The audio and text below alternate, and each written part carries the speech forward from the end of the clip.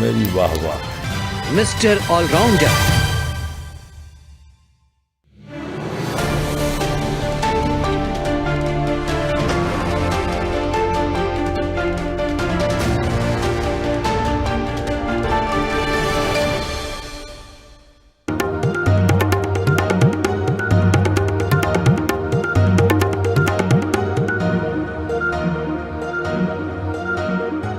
नमस्कार, स्वागत है आपका डीएनएन न्यूज की खास पेशकश में। आपके साथ मैं हूं सिद्दीकी। तो आज हम आपको रूबरू करा रहे हैं भोपाल के renowned respiratory and critical care specialist doctor PN Agrawal से। पीएननाथ अग्रवाल से बहुत स्वागत है सर आपका डीएनएन। धन्यवाद, थैंक यू।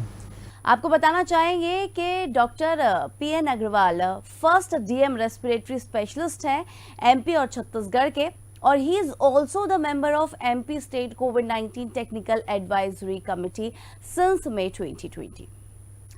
तो सर, सबसे पहला सवाल, जिस तरीके से आप स्टेट के टेक्निकल एडवाइजरी कमिटी के मेंबर हैं कोविड-19 के, तो इसी से रिलेटेड सवाल, क्योंकि कोरोना का एक दशक हम सब ने देखा है, एक बहुत ही भयानक वक्त था जिससे हम सब जूझे हैं। किस तरीके के पेशेंट आपके पास आए, क्योंकि उस बीमारी में सबसे ज़्यादा अफेक्ट लंग्स को ही किया गया है? बिल्कुल ठीक है। देखिए, पिछले 2 वर्षों में हमने देखा है फर्स्ट वेव, सेकेंड वेव, अब थर्ड वेव भी आके चली गई है।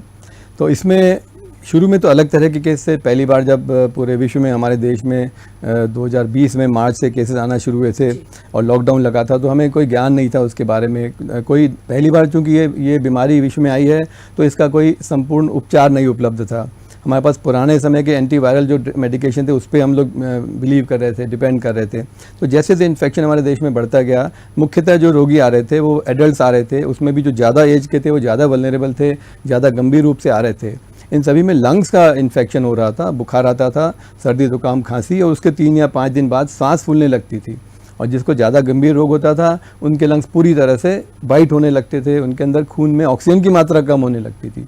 तो ये मुख्य प्रॉब्लम था जो हम देखते थे। उनको हाइपोक्सिया हो रहा है, उनको रेस्पिरेटरी फेलियर होने लगा था, और धीरे धीरे गंभीरता बढ़ने के बाद में और दूसरे दुष्परिणाम भी होने लगते थे। तो जब ऐसे केसेस आते थे तो हमेशा चैलेंज था। उनको पहले तो गाइडलाइंस निकाली गई कि यदि किसी व्यक्ति की ऑक्सीजन की मात्रा 94 से कम है तो वो गंभीर है, और 90% से ज़्यादा लोअर साइड में सैचुरेशन है तो उस समय हॉस्पिटलाइज करने की ज़रूरत है। उनको हॉस्पिटल में जब लाते थे तो पहले हम उन लोग को ऑक्सीजन लगाते थे, इंट्रावीनस उनको फ्लूइड दिए जाते थे।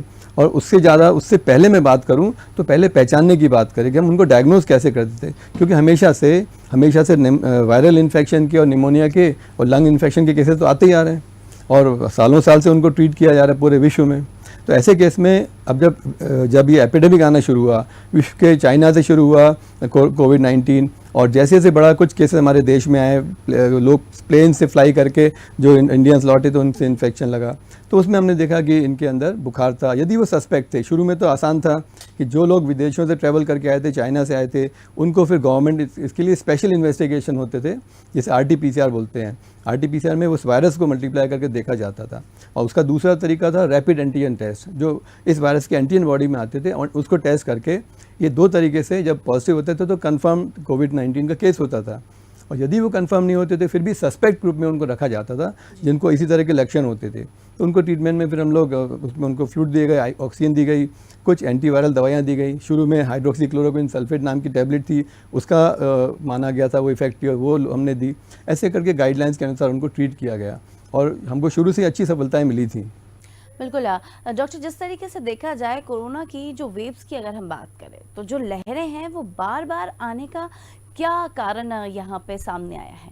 ये देखिए, बहुत इम्पॉर्टेंट और चैलेंजिंग प्रश्न है ये, क्योंकि होता क्या है, किसी भी वायरल इन्फेक्शन में जब वायरस तेज़ी से फैलता है, बहुत से लोगों के बीच में जाता है, तो उसके नेचुरल प्रोग्रेस के दौरान उसमें म्यूटेशंस होते हैं।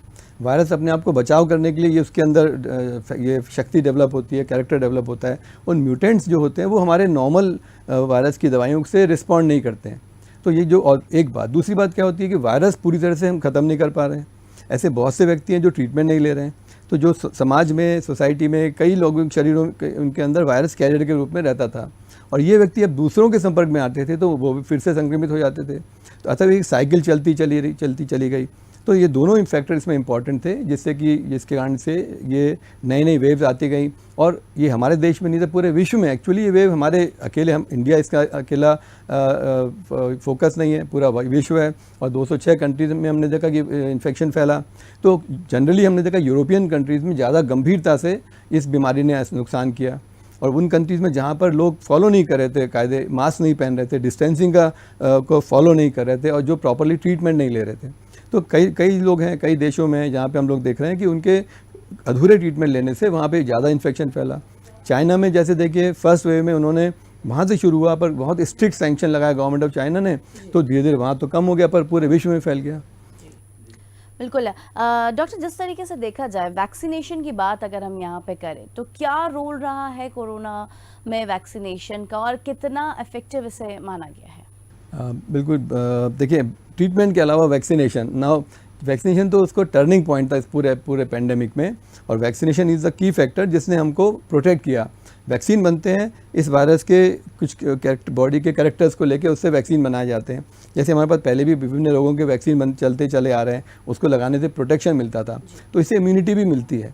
तो वैक्सीन जिन को लगाए उनके अंदर ये प्री फॉर्म्ड वायरस के पार्टिकल जाते हैं, उनके अंदर एंटीबॉडी बनती है, इम्यूनिटी बनती है। इस इम्यूनिटी से हमें फर्दर प्रोटेक्शन मिलता है। तो जैसे जी एक सवाल, जैसे जिस तरीके से आपने कहा कि इम्यूनिटी बेस्ड ये वैक्सीनेशन रहता है, तो इसकी ड्यूरेशन की अगर हम बात करें तो ड्यूरेशन कितनी रहती होगी, मतलब किस हिसाब से ड्यूरेशन रहती है? देखिए, इसका जो इफेक्ट है जनरली माना गया है कि 6 महीने से 1 साल रहता है। क्योंकि ये पहली बार इस वायरस का हमारे अर्थ में पदार्पण हुआ है, तो हम लोग अभी इस चीज़ को देख रहे थे, बट इट वॉज सीन कि करीब 9 महीने तक ये वायरस इफेक्टिव रहा। इसलिए फर्स्ट और सेकेंड डोज देने के बाद 9 महीने बाद गवर्नमेंट ऑफ इंडिया ने फिर बूस्टर का प्रावधान किया, और 10 जनवरी 2022 से फिर बूस्टर भी शुरू हो गए। तो इस तरह से, परंतु इसमें इंपॉर्टेंट बात है कि इम्यूनिटी की जब हम बात करते हैं, हमें इस रोग से कैसे बचाव मिलता है, तो उसमें 2 तरीके से बचाव मिलता है। पहले तो वो व्यक्ति जिनको इन्फेक्शन होता है, उस इन्फेक्शन से हमारी बॉडी उससे लड़ती है, तो हमारी बॉडी में एंटीबॉडीज़ बनती है, हमारे शरीर में, खून में। वो एंटीबॉडी जिसके शरीर में बनती हैं, और उसमें भी एक और कैच है कि सभी व्यक्तियों में अच्छे से एंटीबॉडीज़ नहीं बनती हैं। जो हेल्दी हैं, जिनकी इम्यूनिटी अच्छी है, उनकी बॉडी ज़्यादा अच्छे से फाइट करती है, और बॉडी में ज़्यादा अच्छी लेवल ऑफ एंटीबॉडीज़ बनते हैं। और जो कुछ बहुत एल्डरली हैं या बहुत छोटे हैं, उसमें एंटीबॉडी लेवल्स कम होते हैं। तो ये जो एंटीबॉडीज़ हमें अगले रिपीट इन्फेक्शन से बचाती हैं।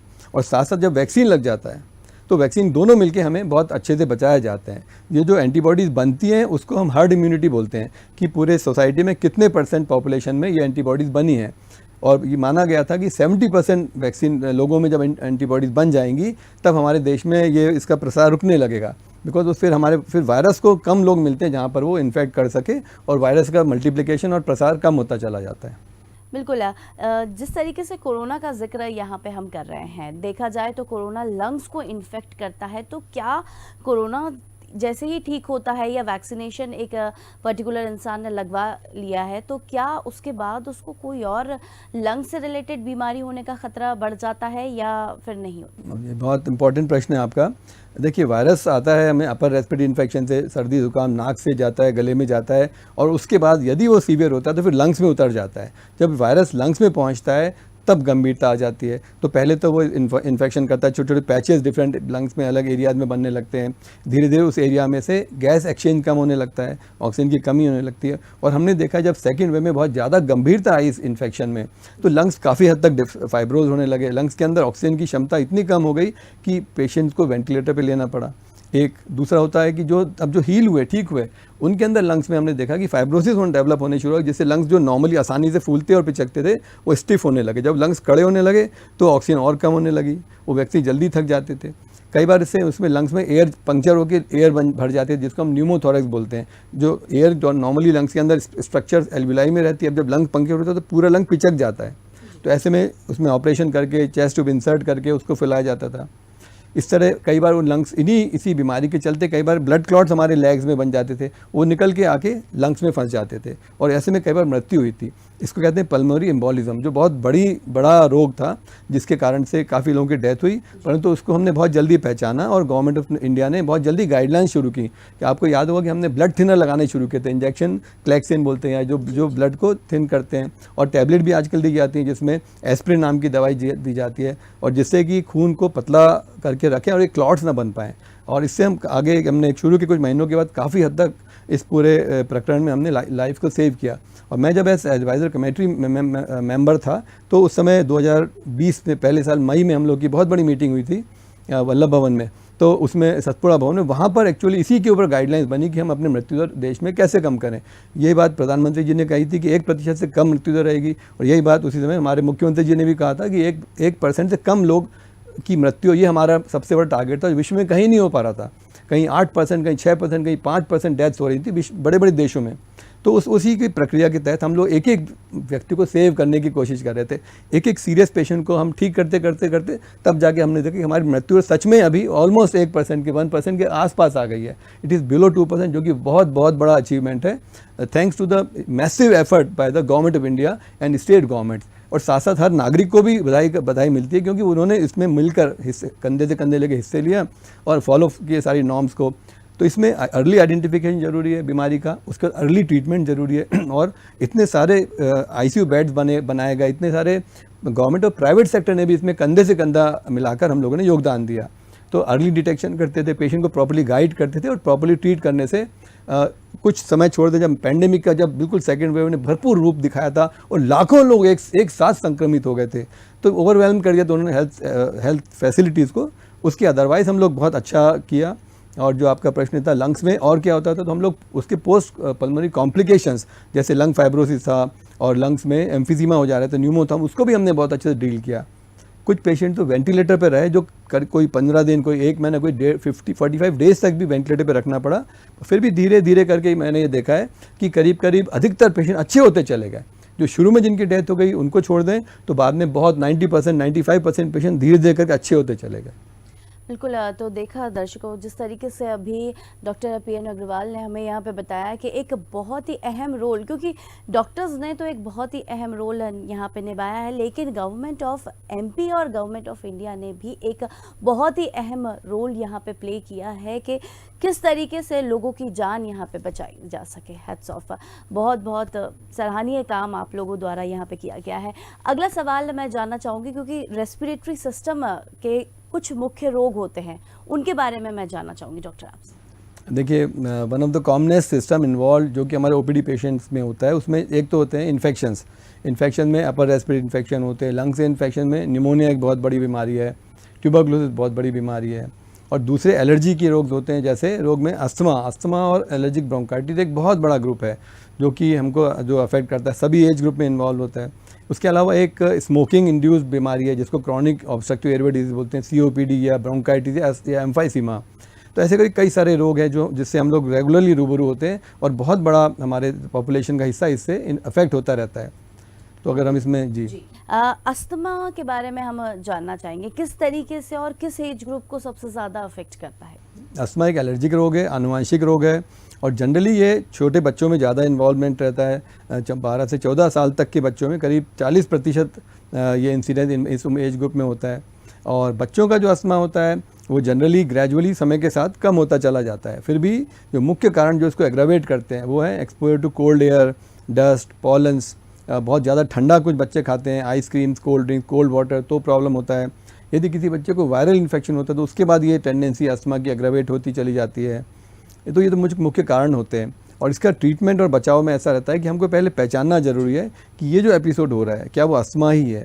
तो उसमें इसमें जो मुख्य सिम्टम्स होते हैं उसमें बच्चों को या बड़ों को खांसी आती है, सांस में तकलीफ होती है, चेस्ट में हैवीनेस लगती है, सफोकेशन की फीलिंग आती है, और जब अब वो लोग गहरी सांस लेते हैं तो वीजिंग साउंड, सीटी की आवाज़ें आती हैं, जिसको देख के पहचाना जाता है कि इस चाइल्ड को अस्थमा की टेंडेंसी हो सकती है। काफ़ी फास्ट ब्रीदिंग हो जाती है और वो रेस्टलेस हो जाते हैं, ज़रा भी खेलने में थकने लगते हैं बच्चे। छोटे बच्चे तो इवन खाना खाते खाते उनको मुश्किल होने लगती है। तो ये बहुत क्लियर इंडिकेशन है कि इस बच्चे को अस्थमा की प्रॉब्लम हो सकती है। तो उसमें त्वरित चेकअप किया जाता है। जब हम लोग एग्जामिनेशन करते हैं तो हमको उनको रेस्पिरेटरी रेट फास्ट मिलती है, हमको देख के समझ में आता है कि बच्चे को ब्रीदिंग में डिफिकल्टी है, इनड्रॉइंग ऑफ चेस्ट होने लगती है, और ऑस्कल्टेट जब स्ट्रेस से करते हैं तो रोंकाई और वीजिंग साउंड सुनाई देती हैं। ये अल्टीमेटली डायग्नोस्टिक तरीका है जिससे कि ये कंफर्म हो जाता है कि इसको अस्थमा का प्रॉब्लम है। तो फिर उसको उस तरह से उपचार किया जाता है, और हमारे पास बहुत अच्छा ट्रीटमेंट भी अवेलेबल है इस प्रॉब्लम का। उस ट्रीटमेंट में दवाइयाँ होती हैं, एक तो वो जो कि श्वास की नलियों को खोल देती हैं। इस रोग में एक्चुअली जो श्वास की नलियाँ हैं, एयरवेज हैं, ब्रोंकाई हैं, वो नैरो हो जाती है, उसकी मसल्स संकुचित हो जाती है। मसल्स कंस्ट्रिक्ट होने से जो नॉर्मल बड़ा कैलिबर तक होकर वो छोटे हो जाती हैं। जब ट्यूब्स ही छोटी होने लगती हैं तो हवा का फ्लो भी कम होता है, उससे म्यूजिकल साउंड भी बनते हैं और साथ में उसके सारे फीचर्स उसी से जुड़े हुए हैं। बहुत ज़्यादा अगर रुकावट होती है लंग्स के अंदर तो ऑक्सीजन की कमी खून में होने लगती है और व्यक्ति सांस लेते लेते थकने लगता है। जब थकने की स्थिति आती है तो बहुत गंभीर स्थिति बनती है। ऐसे केस में कई बार तो हमको ऑक्सीजन भी फेल हो जाती है तो वेंटिलेटर पे लेना पड़ता है। इस तरह इसको ट्रीट किया जाता है। बिल्कुल, अगला सवाल मेरा यही होने वाला था कि अर्ली डायग्नोस कैसे किया जाए। तो जिस तरीके से डॉक्टर ने अभी हमें बताया कि बच्चों में कई बार खाने में उनको प्रॉब्लम होती है, खेलते खेलते सांस फूलने लगती है, ज़्यादा ठंडा पानी पीने से या ज़्यादा ठंडा खाने पीने से भी उनको ये प्रॉब्लम हो सकती है। तो बच्चों में, क्योंकि डॉक्टर जिस तरीके से देखा जाए बड़े तो अपने मुँह से बोल लेते हैं लेकिन बच्चे कई बार नहीं बता पाते कि क्या परेशानी है। तो ये कुछ लक्षण जो अभी डॉक्टर ने बताए, मेरा मानना है कि हमारे दर्शकों के लिए बहुत लाभकारी होंगे। अगला सवाल मैं आपसे करना चाहूँगी, क्योंकि जिस तरीके से देखा जाए अगर हम बच्चों की बात यहाँ पे कर रहे हैं तो क्या मुख्य मेन कारण क्या होते हैं जो बच्चों के लंग्स में सबसे ज़्यादा अफेक्ट करते हैं? ये जो देखिए, अस्थमा तो एलर्जिक प्रॉब्लम है, ये आनुवंशिक हेरिडिटरी भी होता है, पेरेंट्स से बच्चों में कैरी होता है। और ये इसको एग्रावेट करने वाले जो मेन फैक्टर्स होते हैं वो वायरल इन्फेक्शन हो सकते हैं, एक्सपोजर टू कोल्ड वेदर हो सकता है, स्ट्रॉन्ग स्मेल हो सकती है, धुआं पॉल्यूशन हो सकता है, उसके अलावा हैवी फूड से हो सकता है, एसिड रिफ्लक्स से हो सकता है। इस तरह से कई सारे फैक्टर्स हैं जो कॉमनली ट्रिगर्स कहलाते हैं। ये तो इसमें ये अस्थमा इन चिल्ड्रन हो गया। यदि आप बच्चों में इन्फेक्शन की बात करें तो कॉमनली बच्चों में वायरल इन्फेक्शन होते हैं, क्योंकि वो आसानी से एक से दूसरे में लगते हैं। यदि घर के एक सदस्य को वायरल होता है तो वो दूसरे में फैलने की टेंडेंसी रखता है, जैसे हमने कोविड में देखा। और बच्चे जब स्कूल जाते हैं तो वहाँ ढेर सारे बच्चे आपस में उठते बैठते खेलते हैं, छोटे छोटे होते हैं, उन्हें एक डिस्टेंसिंग का कोई अंदाज़ नहीं होता है, आपस में खेलते रहते हैं। तो ये बहुत जल्दी से वायरल इन्फेक्शन बच्चों में फैलता है। और हर सीज़न में हम देखते हैं कि हर घर के बच्चे बीमार हो जाते हैं। और होता यह है कि उनके किसी दूसरे फ्रेंड को बुखार था, खांसी थी, सर्दी जुकाम था, तो इस तरह इन्फेक्शन फैलता चला जाता है। तो इसका रूटीन में ही बचाव होता है। जनरली ये सेल्फ लिमिटिंग इन्फेक्शन होते हैं, 2 दिन 3 दिन 4 दिन में आप देखते हैं कि वो ठीक हो जाते हैं। इस तरह करके बच्चे जनरली ट्रीट होते हैं। उनका अदरवाइज स्टैंडर्ड ट्रीटमेंट रहता है। And fortunately routine viral infection उतने बिल्कुल, यहाँ पे हम जिस तरीके से बात एलर्जी की कर रहे थे, तो ऐसे पेशेंट को अपने खान पान का, डेली रूटीन, लाइफस्टाइल का किस तरीके से ध्यान रखना चाहिए? जी बिल्कुल राम जी, ये देखिए बहुत इंपॉर्टेंट कंसेप्ट है, बहुत इंपॉर्टेंट एस्पेक्ट है हमारे हेल्थ का। जिसको भी एलर्जी है उसको अपने पहले तो कोशिश करनी चाहिए एलर्जेंस को आइडेंटिफाई करने का कि उस पर्टिकुलर व्यक्ति को, बच्चे को किस चीज़ से तकलीफ हुई पिछली बार। और जनरली वही ट्रिगर बार बार बीच में आते हैं, तो उनको वो बदलना पड़ेगा, उसको लाइफस्टाइल बदलनी पड़ेगी। बच्चों को रेगुलर खेलना भी चाहिए, उनको फिटनेस इंपॉर्टेंट है। कई बार बच्चे पढ़ाई के कारण बैठ के लंबे समय तक पढ़ते हैं तो उनका वेट बढ़ जाता है, उनकी फिटनेस गिर जाती है और ऐसे में उनको बीमारियां बार बार होती हैं। तो अपना रूटीन पढ़ाई के अलावा भी हर बच्चे को ज़रूरी है कि उसके पेरेंट्स कुछ ना कुछ फिजिकल एक्टिविटी के लिए प्रमोट करें, कुछ साइकिलिंग करें, स्पोर्ट्स खेलें और इस तरह से वो अपने आप को फिट रखें। वेट कंट्रोल रखना ज़रूरी है। और फिर भी बॉटम लाइन रहेगी कि वो सारी चीज़ें जो आपको प्रॉब्लम क्रिएट करती हैं, जैसे बहुत ठंडा खाने से प्रॉब्लम होता है, तो बहुत आवश्यक है कि उस समय ठंडे ड्रिंक्स और ठंडे खाद्य पदार्थ को ना लें। यही तरीका रहता है जिससे कि आप अपने आप को प्रोटेक्ट कर सकते हैं। और जैसे उम्र बढ़ती है, बॉडी की इम्यूनिटी बढ़ती जाती है, बॉडी की रोग से लड़ने की क्षमता बढ़ती जाती है और इस तरह एलर्जी भी इनमें कम होती जाती है। और ये भी देखा गया है कि करीब 50 से 55% बच्चे 14 साल की उम्र के बाद उनके अंदर अस्थमा पूरी तरह अपने आप से ख़त्म भी हो जाता है। बिल्कुल, अस्थमा की जो प्रॉब्लम है वो बड़ों में भी देखी जाती है, तो उनका लाइफस्टाइल किस तरीके से होना चाहिए, क्योंकि वो उनको ऑफिस भी जाना होता है, किन बातों का सबसे ज़्यादा ध्यान रखना होता है, क्योंकि पंप का इस्तेमाल करते रहना पड़ता है और कई बार सांस लेने में तकलीफ इतनी ज़्यादा बढ़ जाती है कि लोग चल भी नहीं पाते हैं। तो उस सिचुएशन में किन बातों का सबसे ज़्यादा अहम ख्याल यहाँ पे रखना होता है? इस समय सबसे इम्पॉर्टेंट ये समझना कि कुछ फैक्टर्स हैं जो लाइफ स्टाइल के, जो हमारी फिटनेस को गिराते हैं, जो आज के दिन हम देख रहे हैं, आपने जैसा कहा। तो आवश्यक है कि वेट को नियंत्रित किया जाए। अपनी लाइफस्टाइल में को ऐसा रखें कि सुबह आप आधा घंटा 40 मिनट का जरूर सेशन निकालें, जब आप प्रतिदिन कुछ ना कुछ एक्सरसाइज करते हैं, वॉक करते हैं, साइकिलिंग करते हैं, जॉगिंग करते हैं, योगा करें, प्राणायाम करें, कुछ ना कुछ एक्टिविटी करें, खुले में जाइए, ताज़ी हवा में जाइए। तो ये इस 30 से 40 मिनट का सेशन भी एवरी डे सुबह करने से आप देखेंगे कि ओवरऑल दिन भर फिटनेस बढ़ती है। नंबर 1। नंबर 2 मेरा कहना है कि आप ऑफिस में थोड़ा मौका निकाल के वॉक कर लें। आप कहीं किसी जहाँ भी जाते हैं वहाँ पे बीच में ब्रेक लेके 10 मिनट का वॉक करके आ जाइए। आप देखेंगे कि जनरली हम 1 मिनट में 100 स्टेप चल लेते हैं, तो 10 मिनट में 1000 स्टेप्स हो जाएंगे। ऐसे दिन में 2 बार भी अगर कर लिया तो आपके 2000 स्टेप्स हो जाते हैं, जो कि आजकल स्टेप्स का प्रचलन है। हमारे पास व्हाट्सएप, हमारे मोबाइल में सबके पास ऐप हैं। तो इस तरह चलने से भी आपकी फिटनेस बढ़ती है और काफ़ी हद तक इससे लंग्स की एक्सरसाइज बढ़ती है। हमें अस्थमा में लंग्स को स्ट्रेंथन करना है, जिसके लिए डीप ब्रीदिंग एक्सरसाइज बहुत काम आती है। जैसे मैं आपको करके बताता हूँ, सिंपल करना है, केवल नॉर्मल सांस से कई गुना जितना मैक्सिमम मैं ले सकता हूँ मैं ले रहा हूँ, जोर से छोड़ता हूँ। ऐसे कई तरह के योगासन भी बताए जाते हैं। तो जब सिंपल एक्सरसाइज करने से लंग्स की हम कैपेसिटी को बढ़ाते हैं। नॉर्मल कोर्स में हमारी लंग्स की ब्रीदिंग कैपेसिटी 500 ml होती है, जिसे हम टाइडल वॉल्यूम बोलते हैं। पर यदि मैं चाहूँ तो इसको 3 लीटर 3.5 लीटर तक बढ़ा सकता हूँ, जो एडल्ट में हो सकता है, मेल्स में भी फीमेल्स में भी। तो इस चीज़ को आप बैठ के बहुत अच्छे से डेवलप करें। उसके अलावा प्रदूषण से बचें, धूल से बचें, धुएं से बचें और डिप्रेशन से बचें। एक बहुत बड़ा फैक्टर है अवसाद, डिप्रेशन, जो कि आज के ज़माने में बहुत ज़्यादा बढ़ गया है। काम का प्रेशर बहुत ज़्यादा है, घर का प्रेशर ज़्यादा है, समय की कमी लगती है, फाइनेंसिस के ऊपर से डिप्रेशन है, बीमारियों से डिप्रेशन है। तो बहुत आवश्यक है कि हैप्पी रहें, उसके लिए दोस्तों का ग्रुप रहे, अच्छी अच्छी बातें करें और पॉजिटिव होकर रहें। आप देखेंगे इससे बहुत फ़र्क पड़ता है। आप बाहर नहीं जा सकते तो घर में भी ऑन द स्पॉट जॉगिंग कर सकते हैं, बहुत सिंपल है। स्टेज चढ़िए उतरिए, स्किपिंग करिए, घर में अपना मैट बिछा के योगा करिए। इस तरीके से हम अस्थमा से पूरी तरह से बच भी सकते हैं। बिल्कुल यार डॉक्टर, जिस तरीके से अस्थमा के बारे में अभी हमने यहाँ पे बातचीत करी, ट्यूबरक्लोसिस यानी कि टीबी के बारे में भी हम कुछ जानना चाहेंगे। किस तरीके से पेशेंट को अफेक्ट करता है, किस एज ग्रुप को सबसे ज़्यादा अफेक्ट करता है? जी बिल्कुल। आप ट्यूबरकुलोसिस एक ऐसी बीमारी जो हमारे साथ डिकेड से, कितने डिकेड से है और पूरे विश्व में इसने अपना पैर पसारे हैं। ऑफ कोर्स यूरोपियन कंट्रीज और अमेरिका में इसका काफ़ी हद तक कंट्रोल हो चुका है। फिर भी अभी हमारे देश में हम इसको काफ़ी अच्छे से डील कर रहे हैं। ट्यूबरकुलोसिस बीमारी है जिसमें एक बैक्टीरिया, माइकोबैक्टीरियम ट्यूबरकुलोसिस, जिम्मेदार होता है और ये बैक्टीरिया इनहेल करने से हमारी बॉडी में जाता है। मेजॉरिटी में सांस के साथ हमारे लंग्स में जाता है। यदि कोई टीबी का व्यक्ति है जिसके लंग्स में इन्फेक्शन और कैविटीज़ बनी है, वो जब खांसता है तो उसके खांसने से जो ड्रॉपलेट्स उड़ते हैं, उन ड्रॉपलेट में टीबी के बैक्टीरिया आते हैं, वो हवा में उड़ते हैं। वो छोटे माइक्रो ड्रॉपलेट्स को उनके सामने जो बैठे हैं, खड़े हैं, वो लोग इनहेल करते हैं। घर के सदस्य हो सकते हैं, ऑफिस के साथी हो सकते हैं, या बस में बैठा हुआ दूसरा व्यक्ति भी हो सकता है। तो कोई भी व्यक्ति मुंह यदि मुंह खोल के खांस रहा है, अपने आप को साफ प्रोटेक्ट नहीं कर रहा है, तो बैक्टीरिया हवा में आते हैं, वो दूसरे व्यक्ति के लंग्स में जाते हैं और जब लंग्स में जाके एल्विलाई में सेटल होते हैं माइकोबैक्टीरियम, तो वहाँ पे इन्फ्लेमेटरी प्रोसेस शुरू होती है। अधिकतर तो हमारी बॉडी इन बैक्टीरियाज को किल कर देती है क्योंकि हमारी इम्यूनिटी अच्छी होती है और लोड कम होता है, पर अदरवाइज धीरे धीरे बॉडी में इन्फेक्शन फैलता है। 3 महीने के अंदर ये अपना असर दिखाना शुरू करते हैं, बुखार आना शुरू होता है, वो दूसरे सिम्टम आने शुरू होते हैं। अधिकतर ये लंग्स में बीमारी रह के लंग्स में टीबी करती है। कभी कभी लंग्स में पानी भर जाता है, प्लूरिसी बोलते हैं। कभी कभी ये फिर बॉडी में लंग्स को प्राइमरीली इन्वॉल्व ना करके दूसरे ऑर्गन्स को भी इन्वॉल्व करती है। जैसे लिम्फ नोड, गर्दन के लिम्फ नोड बढ़ जाते हैं, जैसे बोन्स में भी जा सकती है, ब्रेन में भी जा सकती है, इंटेस्टाइन में भी जा सकती है, ये यूट्रस या इन ऑर्गन्स में भी जा सकती है, प्रजनन के ऑर्गन में। तो उससे इनफर्टिलिटी में महिलाओं में देखी जाती है। इस तरह पूरी बॉडी में फैल जाता है। बिल्कुल। इसका ट्रीटमेंट की अगर हम बात करें तो किस तरीके का ट्रीटमेंट एक पेशेंट को लेना चाहिए? ट्यूबरकुलोसिस का ट्रीटमेंट बहुत अच्छा उपलब्ध है। इसका डायग्नोसिस होता है पहले लक्षणों से, फिर हम चेस्ट एक्सरे करते हैं, उसके बाद में हम उसके अंदर स्प्यूटम में कीटाणु टीबी के देख के कंफर्म करते हैं। उसमें अब ट्यूबरकुलोसिस की दवाइयाँ होती हैं जिनको एंटी ट्यूबरकुलर ट्रीटमेंट बोलते हैं। उसमें 4 दवाइयाँ फर्स्ट लाइन दवाई कहलाती हैं। ये ओरल खाने वाली दवाइयाँ होती हैं। उसमें रिफेम्पिसिन, आइसोनेक्स, पाराजेनामाइड और इथेमेटोल नाम की ड्रग्स होती हैं। गवर्नमेंट ऑफ इंडिया ने शानदार ट्रीटमेंट का प्रोटोकॉल बनाया हुआ है और जिसको हम डॉट्स बोलते हैं, डायरेक्टली ऑब्जर्व थेरेपी।